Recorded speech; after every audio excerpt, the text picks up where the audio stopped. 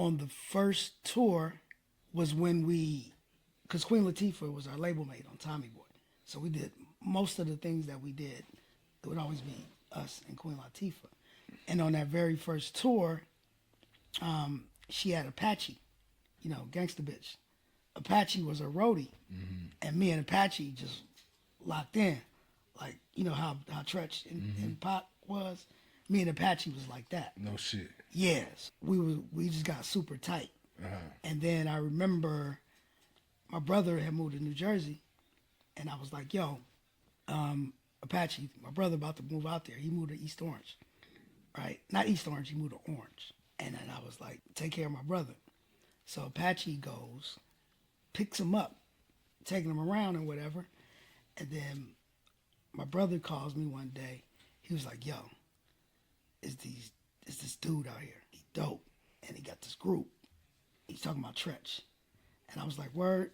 And I said, and he was like, "Yeah, we down." And he's just describing the whole scene because Apache took him down to 18th Street. Because, they call it 118, but it's 18th where right. KG's mom lived. Yeah. So he meet Pook, all of them, the whole, like to this day, that's their little brother. Every time I see any of them, they're like, "What's up with Cullen?" You know what I mean? And so Cullen sends me their demo. This shit is fire. I play it for, at the time I'm signed to Hollywood Basic with Funk and Klein, Casualty, Tim Reed. And I'm like, this. They passed on it. And we go back out on tour, and now Latifah got him. You know what I mean?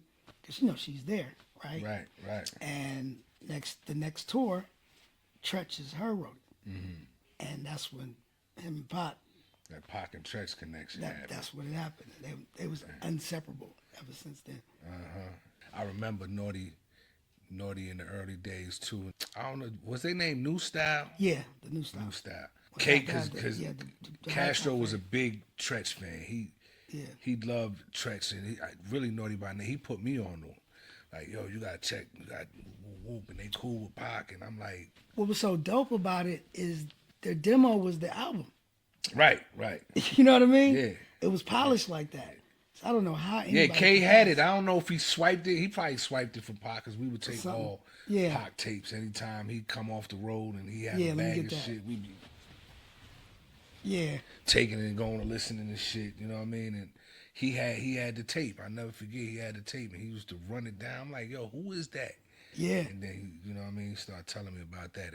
And so of course, at this point, Pac and Treach's connection is legendary. Everybody knows about how tight they was and that friendship. You got any stories you could tell us that you remember of them two in the shenanigans, or you know what I mean? Yeah. Of the road? Well, yes. I'll tell you one. So, we did the Juice audition, but we're in New York. We're not on tour. We all meet up there, right? Me and Pac, we get taken up there to read, and I was supposed to read for Steel, the one that Bro from Lean On Me played. Pac was gonna read for Bishop, and Treach read for Q, the one that Omar Epps played. Yeah. So if we all would have got it, we'd have been the three friends in the thing. In Juice. That'd have been wild. Yeah. Is it true that Shock G passed it to you? No. The script was given to me, actually. Okay. Because we were with William Morris Agency. Okay. And for some reason, they thought I had to look, the young kid to be getting in trouble, whatever. But I'm reading the script, and I'm like, "Bro, this sounds like Pac." I knew Pac could act, so I asked him to help me prepare for it. But as I'm reading it, I'm like, you know what?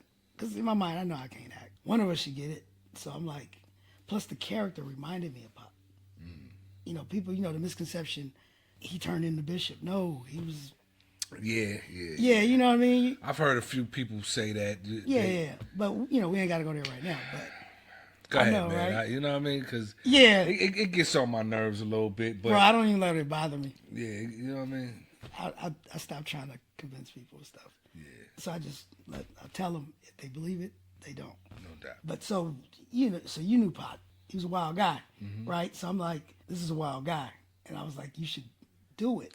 So Atron and whoever else, they got Pac to audition. you know, but the script was originally given to me, and then me asking Pac to help me. He was trying to help me, but then we were like, bro, you should do it, and we also knew that that's what he wanted to do.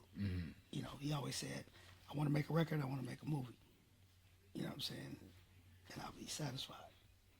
And so we're up there at the audition. You know, we all know Tupac had the epic audition, basically nailed it on the first audition.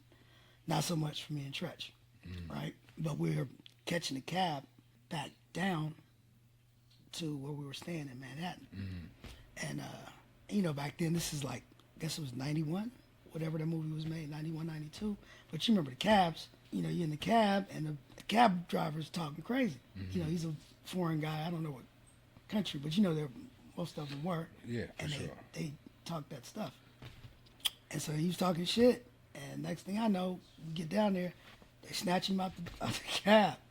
Like when we get to where we at in front of the hotel, and he's still talking shit. They snatch him out the cab and they whooping his ass, and I'm just like, bro, I'm going inside. I'm not fucking with that.